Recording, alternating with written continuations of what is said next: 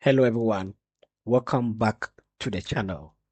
My name is Emmanuel, and on this channel, we learn DevOps through practical projects and real-world examples. In today's video, I will show you important Linux commands every DevOps engineer should know. But instead of just memorizing commands, I will explain real situations where DevOps engineers use them daily, using a real AWS EC2 server like DevOps engineers use in production. Let's get started. In order to make your learning experience very smooth, I have categorized these commands into various sections. In the first section, we'll focus on navigation commands. These are commands that allow you to navigate quickly in your files. Next, we'll move on to file and directory management. These are commands that are related to how you create files, you rename files, and manage files. Next, we will take a look at Linux commands that helps us to view and edit files. Then we will proceed with another section that talks about Linux commands that help us to troubleshoot. Troubleshooting is when you have issue with your server or a file in a server and you want to find out what the exact issue is. So these commands that we'll learn would help us troubleshoot anytime we have an issue with a server or something that we want to take an action on. Next, we'll go to permission and executions. Some files don't have permissions on them, and some files won't allow you to execute unless you set some permissions on them. So we are going to look at the Linux commands that help us in setting the right permissions and being able to execute files.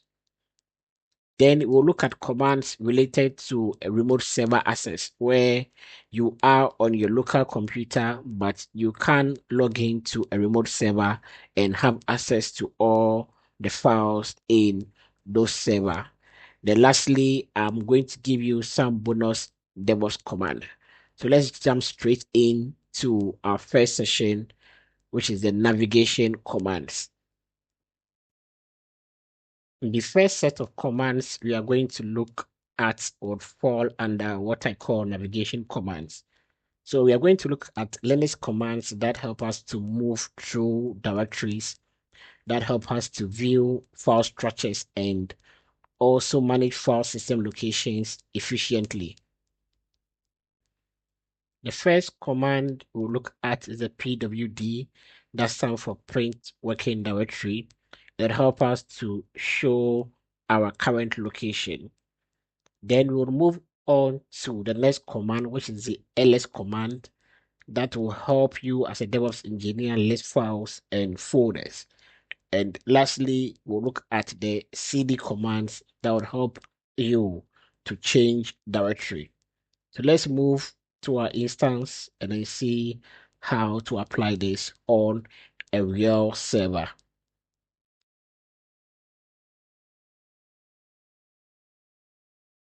The first command we will look at today is a pwd, that stands for print working directory. So let's imagine you SSH into an AWS EC2 server and you want to edit an engineer's configuration file, but you are not so sure where you are. What you can do is you can run pwd and then click on enter. So you're going to get an output. Let me zoom in and then show you the output. So this is the output we have when we run the pwd. What does this output tell us? It tells us our current location. So what this means is that you are in the home directory, and inside the home directory, there is another directory called Ubuntu. So you are inside the Ubuntu directory which is in the home directory. Now, this Ubuntu directory is because of the username that was created by AWS EC2 server. So the username here is Ubuntu. So what AWS does is it creates another folder with the same name, Ubuntu. So your first clue, PWD stands for print working directory and help us show our current location. Let's jump into the next command. The next command we are going to look at is the ls command. Now, as we've learned, ls is used to list files and folders in a specific directory. So currently we are in the root directory and we want to list all the files and folders on our server. We can type the ls command and then click on the enter key. Then what we see is a list of all files and folders that is currently on my server. So the ls commands help you to list files and folders in a specific directory. The next command we'll look at is the cd command that stands for change directory. Now this command helps us to move into a directory to take some action. So currently we are in the root directory. How do we find out we are in the root directory? We can use a pwd. So pwd enter prints my current location. So whenever you see this /, it means that this is your starting point. You are in your root directory. What is our task? Our task is that we want to go into the var directory, which is here. Why? Because on our server, we have installed an Nginx web server. Now, Nginx web server allows us to serve a static website. That is website that's being built with HTML, CSS, and JavaScript. So on this server, I have installed Nginx and I've set up a website on the server. Now, whenever you install Nginx or install a website on an Nginx web server, it goes into this var directory, into another folder called www, and into another folder called HTML. That is where I have all my website files located. So the task is to be able to move into this var www HTML directory. And we can use the cd command to be able to achieve that. So let's jump into our var www HTML directory. So I'll go here, I say cd, then I say var into another folder called www and into the next directory called HTML. Then I click on enter. So what you can see now is that the location has changed. Now it's specifying that I am in a directory called var www and HTML. So we use the cd commands to be able to change directory. That is to move from one directory into the next directory. Now let's combine the previous command that we learned, that's the ls command. We learned that the ls command helps us to list files and folders. So if I want to see whether my website files are indeed located in this HTML directory, I can simply do ls and then click on enter. So you can see I have all of these site files, HTML, JavaScript, and CSS located in the HTML directory. So in summary, use the cd command to move into your specified directory. In this section, we'll focus on commands related to file and directory management. This involves handling files and directory using various operations. So you will be creating files, you'll be modifying existing files, or organizing files into a directory.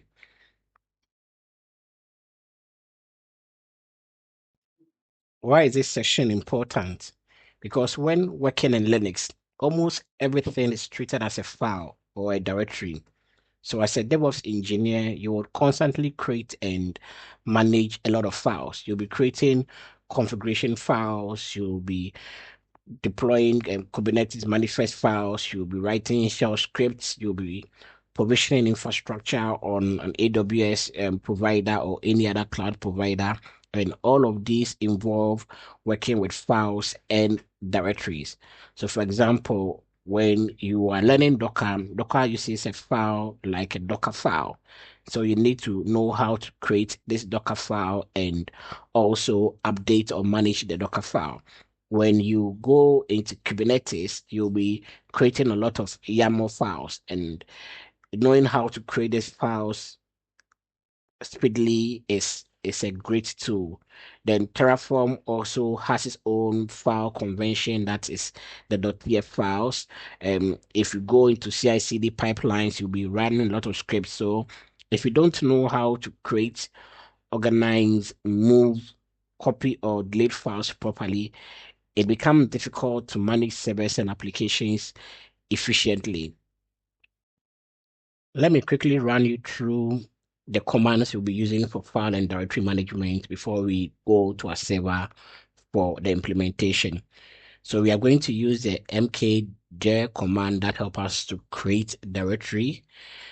The next command we'll look at is the touch command. A touch command helps us to create files. Then we'll jump into the cp commands that would help you copy files. We'll look at the mv commands that help you to move or rename file. And lastly, we'll look at the rm commands that would help you delete files on your server or in a directory. So let's jump straight into our server and then see the actual implementations of these commands.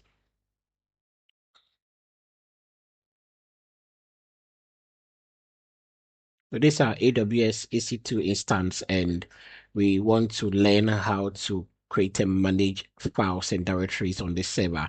So let's imagine you're a DevOps engineer and your task is to create a website project structure. So we can start building a static website and later move those static websites to the appropriate directory so that it is served for the public to view. Now, you would want to make use of some commands to be able to create these directories. And we've learned that the mkdir command helps you to create folders or directories. So what we are going to do is we are going to create 3 directories in our current location. Let's look at our current location first. We are in pwd home Ubuntu. So we are in an Ubuntu directory, and we want to use the mkdir command to create 3 directories, one for HTML, one for CSS, one for JavaScript. How do we go about it? We can do mkdir and then the name of the directory. So let me just write maybe CSS and click on enter. So now if I do ls, that helps me to list files and folders. I would see that I have the CSS file created. Right. Now let's create another directory. Let's say you want a directory for a JavaScript. You can do the same mkdir and then the name of the file JavaScript. Click on enter, do an ls, and then you see that you have these 2 files. This is a previous file that we have, so just ignore this one, and then we have the CSS and JavaScript file that has been created. So what's the takeaway? Use the mkdir and then the name of the directory that you want to create a directory.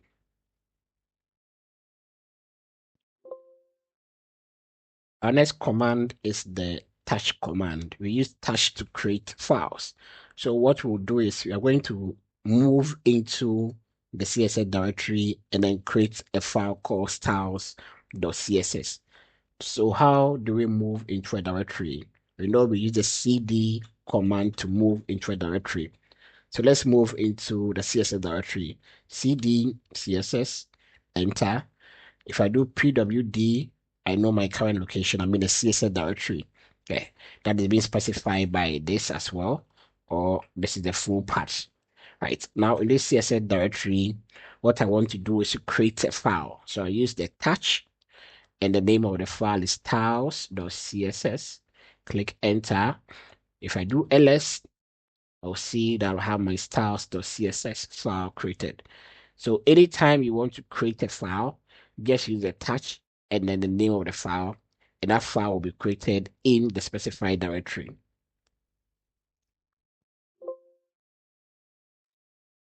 Let's now look at the cp command that helps us to copy files.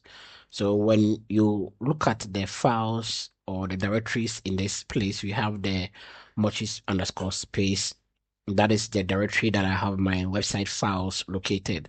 Now, my task is to move into that file and then make a copy of the index.html file, let's say a backup of it, so that in case this one gets corrupted, there's a backup file that I can rely on. We can use a cp command to copy files. So first, let's build on our previous knowledge by moving into our mochi space directory. So we do cd, and then we specify the name of the directory, enter. Now we are in this directory, right? Now, unless previous knowledge, ls give us all the files in that directory, right? Now let's apply our current knowledge, that's the cp command. So I want to copy a file. So what do? I say cp. Which file am I copying? I'm copying this file, the index.html file, and then just like you do in your normal Windows, you copy, you paste. So I want to copy and then give this one a new name. So I'm just going to say the name, the new copy will be called index underscore backup dot html. So that doesn't conflict with the initial one. Then I do enter. Right, so if I do ls to list all the files in this directory, I'll see my original file index.html as well as the copied file, which is the index backup.html. So the takeaway is the CP files to copy files, right?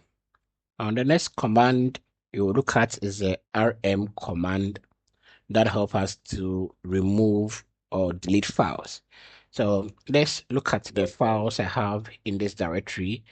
I don't need this index underscore new.html file, so I want to remove it from my directory.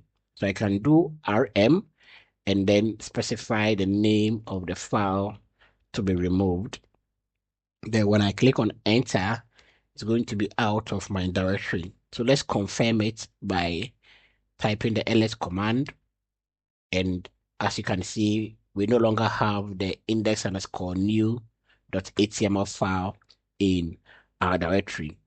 Now, be very careful with this command because when files or directories are deleted using rm, they usually cannot be recovered easily. So accidentally deleting maybe important configuration file, script, or application data on a production server can cause serious downtime or system issues.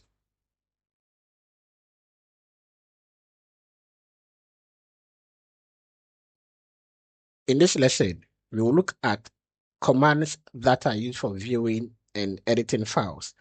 Viewing commands will allow a user to inspect files without modifying them, whilst editing commands enable direct modification of text files.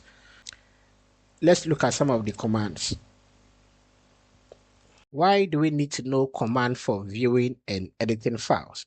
Because as DevOps engineers, you would constantly be reading logs. You may have an Nginx web server running and probably you want to find out why the service is down to look at the logs that are being generated.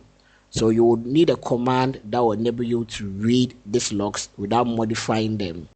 In some cases, you would have to edit configuration files. And in that case, you would need to know the editing commands that you can use to edit these configuration files.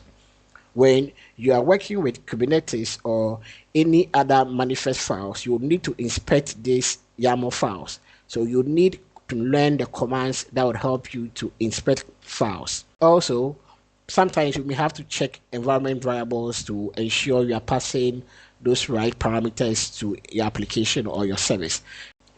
In that case, you have to inspect these environmental variables. Let's quickly run through these commands and what they can be used for. The first command we would focus on is the cat command.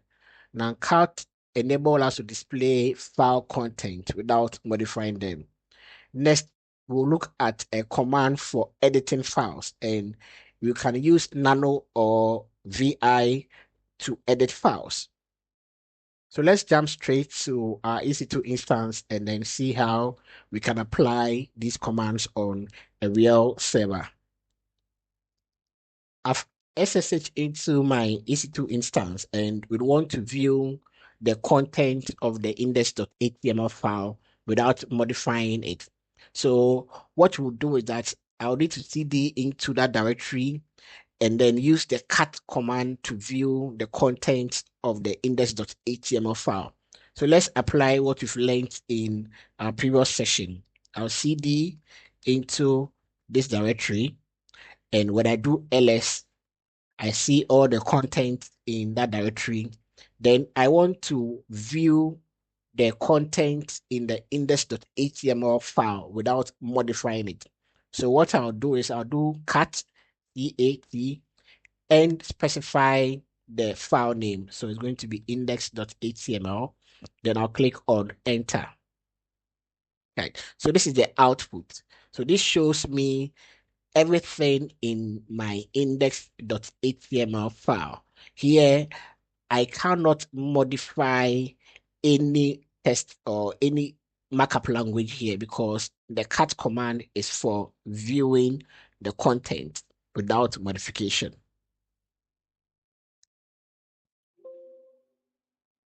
Let's look at how we can edit the content of a file or modify any text in a file. So we are going to go into our index.html file and then change some content, and we'll use the nano Linux command to do that. So what do? I do nano, then I'll specify the file I want to edit, and I click on enter. So I go straight into the editor and I can edit any content that I have here. So let me move to this line here where we have the free HTML CSS template, and I'm just going to edit it. So I just add a text called maybe made for you. So how do I save this file? What I'll do is I'll press Ctrl plus O to save the file, and I'll click on the enter key. Right, so now my content have been saved, and then I need to go out of the editor. So the commands here will help you on what you need to do to modify the content of the file. So exit helps me to exit the file. So what I can do is Control and then the X key to leave. Right. In this section, we will look at commands for searching and troubleshooting, because troubleshooting is a huge part of DevOps career. So as a DevOps engineer, you would mostly be finding errors. You'll be looking at services that are running at one time but has failed.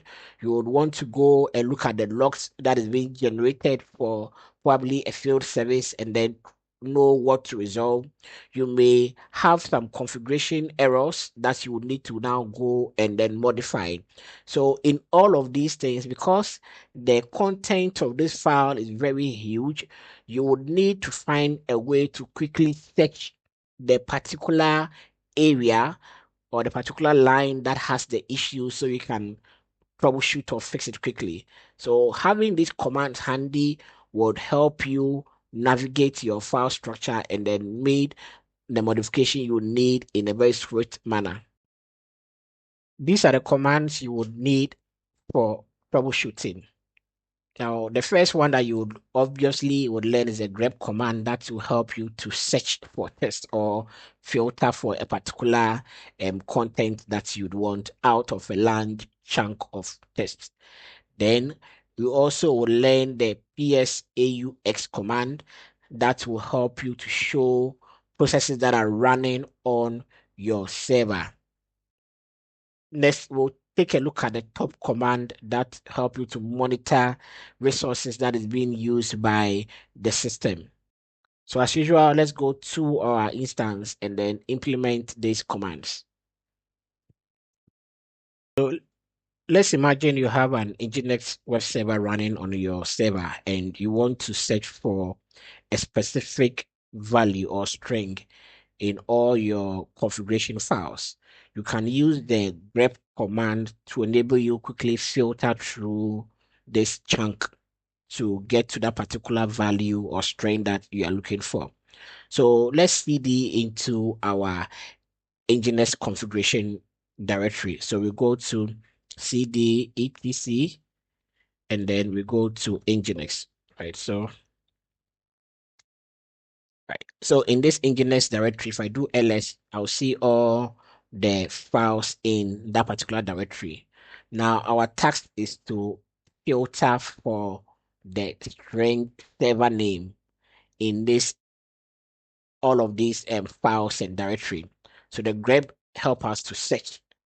So what we can do is we can now write the grep command and then we'll do -r that is searching through every instance, recursively through every instance for a particular word. So what word or string are we looking for? We are looking for the string server underscore name in this Nginx directory. So if I click on enter, it goes through all the files and directory. It goes through all the files and folders and then pick up anyone that has the word server name. So let's click on enter and let's see the results. So this is the results that we have here. Any place that we have the string server name has been highlighted along with the corresponding directory that we can find the word in. So you can see that we have server name in sites available / default. We also have server name in the Nginx config as well. Right. So the grep command can be used to search for a particular string or value. Or the next command we'll look at is the PSAUX command. Now, this is one of the most common tools in Linux for viewing a detailed snapshot of every process that is currently running on the system. So let's break down the command for you to understand. So obviously the PS will stand for the processes and then attached to it are some flags or options. So the A would show all processes for all the users. It's not just the currently logged in user. You know, Ubuntu is the logged in user. That's what we have over here. Apart from Ubuntu, we have other system users. So you want to show all processes that is being run by our current user, which is Ubuntu, as well as the processes that is being run by the system itself. Then we have the U flag that displays the outputs of these processes in a user-oriented format. So this user-oriented format would include the resource usage, like the percentage of CPU that is being consumed, the percentage of memory that is being consumed, the command that started the process, as well as the start time of the process. Then the last one, or the last option we are adding to this is the X command.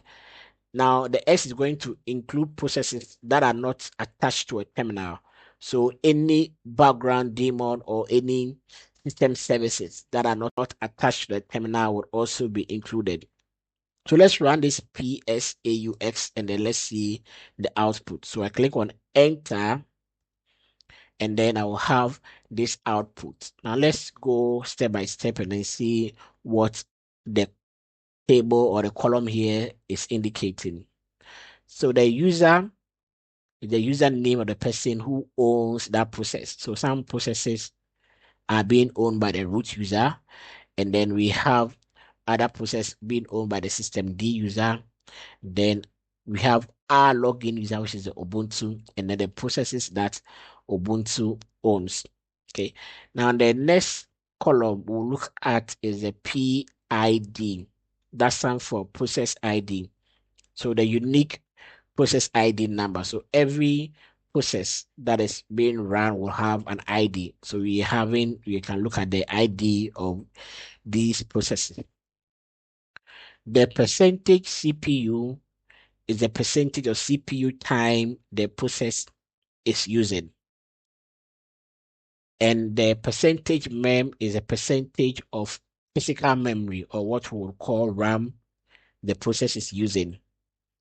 The VXZ is the virtual memory size of the process. The start here talks about when that process started, then the total CPU time the process has consumed since it started, and lastly, the command is the full command or executable that started that particular process.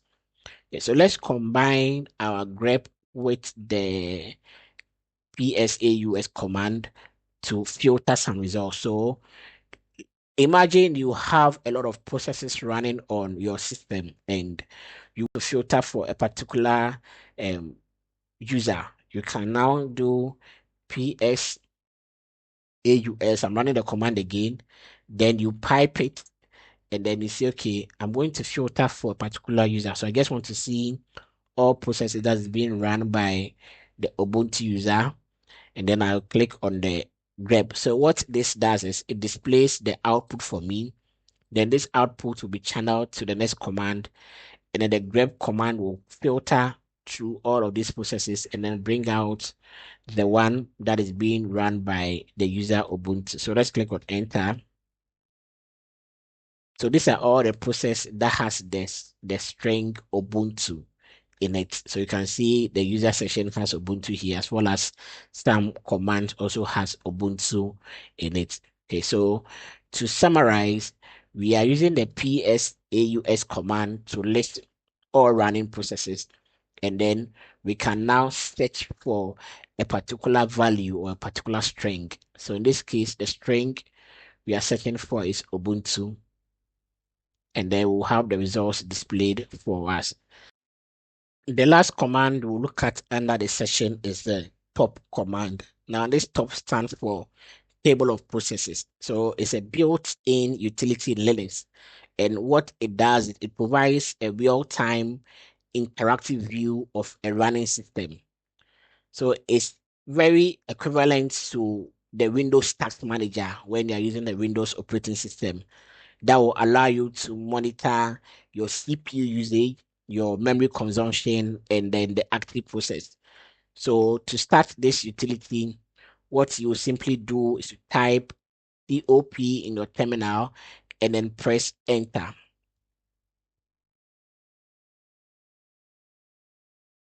When you run the top command, the top 5 lines from here to here will provide a high level overview of the health of the system. So let's try to understand what each of them means, not in so much detail, but for you to get what is happening. So when you come here, you see the system and uptime. So the current time on my system is here. The system has been up for 58 minutes. It has one user, and then we have the load average for the system. Then when you go to the task section, this row here would indicate the total number of processes and then their state. So we have 118 total processes that is currently on my system, and then we have one that is actively running. The rest of the 117 is asleep. None of the process has been stopped, and none of them is in the zombie state. And then we would move on to the memory. So this memory session talks about the total memory, what is free. So we have a total memory here, and then we would have this amount being free. this is being used, then we'll proceed from there. And then we'll have the M memory swap, that is the virtual memory usage when the RAM is full. Then below it is your process table columns, like what we did in the initial stage when you just ran the process AUZ that talks about the process ID, the user of the process, etc., etc. In this session, we'll look at commands related to permission and execution. So why does this matter? Because in DevOps, we will write a lot of scripts and it will be using a lot of automation tools.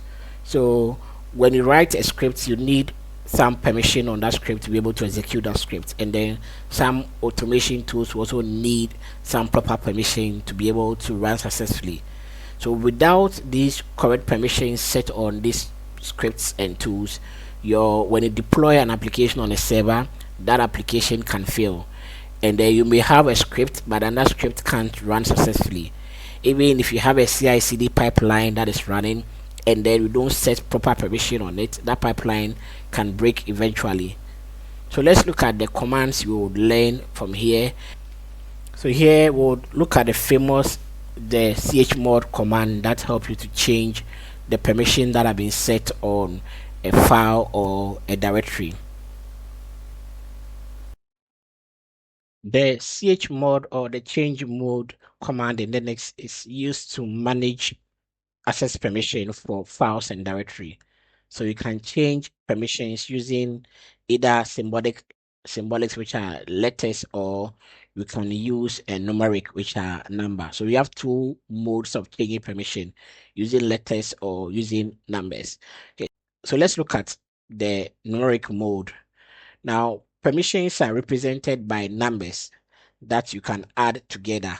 So anytime you have the number 4, it means you can read. If you have 2, you write, and then if you have 1, you can execute. So let's look at the permissions that have been set on the test.html file. I'll do ls-la, and then I'll specify the name of the file, and I click on enter. So these are the permissions that is being set on the file. It is grouped into a set of 3. So this first set talk about the user, the current long the user, and then what it can do on the file. The next set talks about the group that the user belongs to and then what they can do. And then the next set talks about others on the system and then what they can do. So in this case, you realize that the user can only read and write, but can't execute this file. So we want to give permission for the current logged in user, which is the Ubuntu, to be able to read, write, and execute on this file. What do we do? There are two ways of going around this. You can use the numeric modes that does with only using numbers, and then we can do the symbolic mode that also use only letters. So let's look at the numeric mode. If I want to give the user the permission to read, write, and execute, I'll write the number 7. So what I'm going to do is chmod, and I'll say 7. So 7 gives you a read, write, and execute permission on the file. The 7 is made up of 4 plus 2 plus 1. What that means is that anytime you use the word 4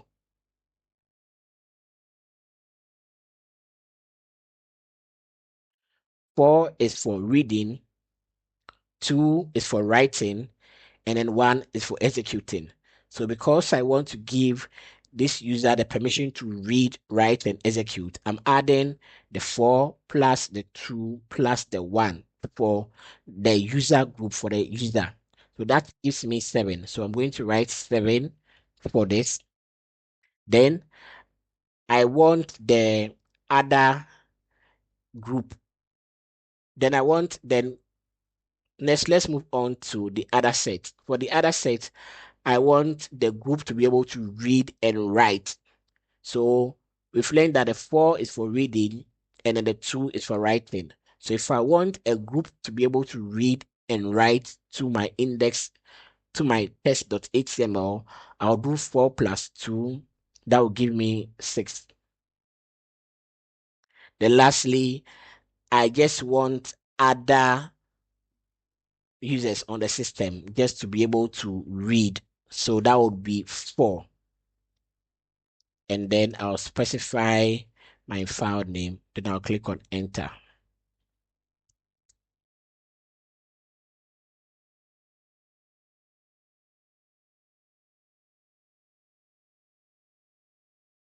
So I need to bring the sudo here.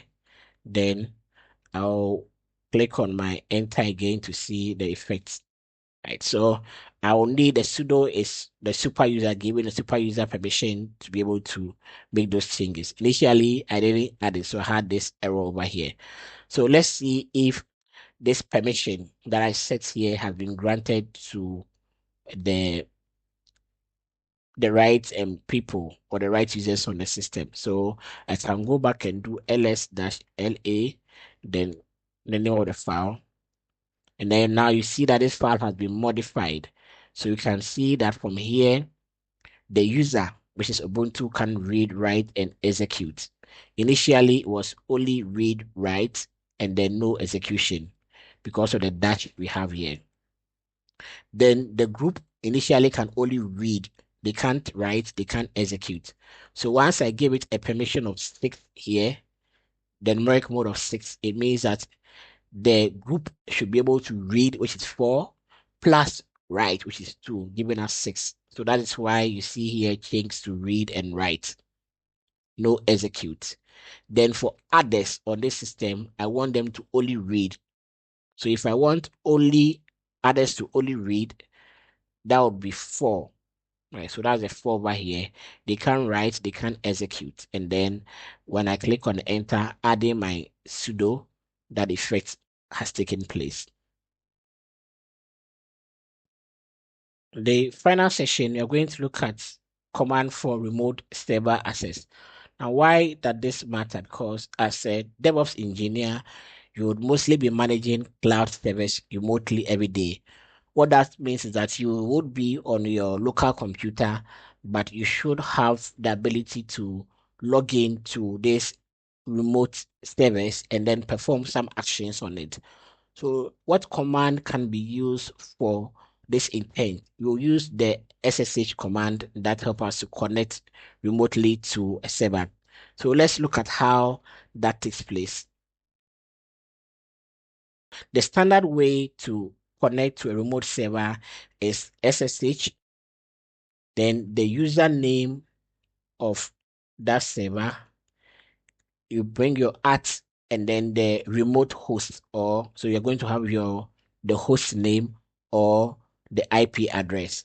And then once you click enter, you will have access to it. So let me just go over again.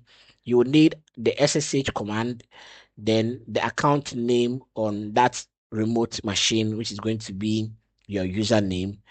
And then you will need your remote host or the IP address or the domain name. So if you have maybe an IP address, for example, 192.168.1.50, then once you click on the enter, you'll be able to log in.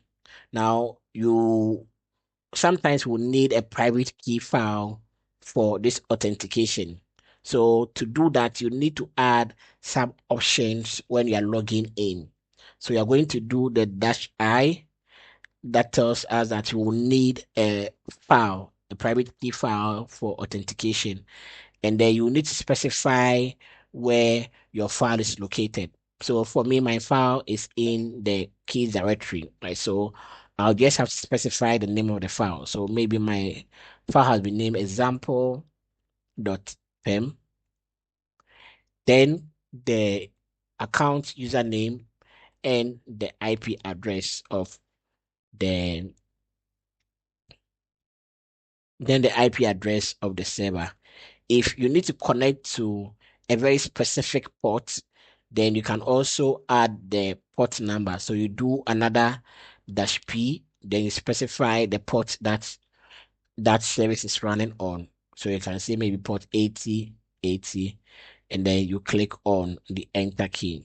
So I promise you a bonus DevOps commands. Now, these commands are specific to some particular tool that you'll be using when you progress in your journey. So we will not execute this command, but we just see how our Linux command for the foundational Linux command can be integrated into other tools.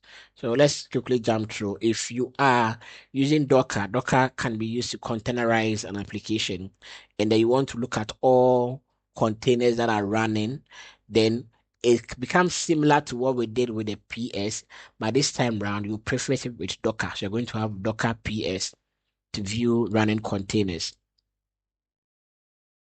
If you are learning Kubernetes and then you also want to view pods. Now, pods are the smallest deployable units. So what basically it means is that your container would be in another system called a pod, and then you want to view all your pods. Then Kubernetes will have specific commands to be able to do that. So that command is called kubectl get and then pods. That will view all the pods that the containers are running on your system. Lastly, if you go into Terraform and then you want to provision some infrastructure, what it basically means is that you want to be on maybe your local machine, but to be able to set up various resources on a cloud provider like AWS, then you can use a command to be able to do that. So this doesn't become the normal Linux commands you've learned, but these are commands specific to the tool that you are using. But it carries the same concept and then the same approach. So the command becomes Terraform and then the word apply.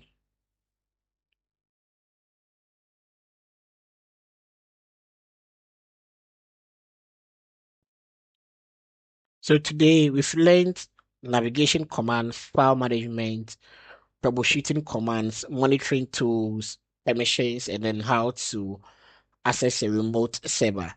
And most importantly, we've learned real DevOps situations where these commands are used. Do not just memorize Linux commands, practice them daily in real projects. And this is how you become confident in DevOps. Now, if this video helped you, please like the video, subscribe to the channel, and comment below which DevOps topic you want next. Thanks for watching, and I'll see you in the next video.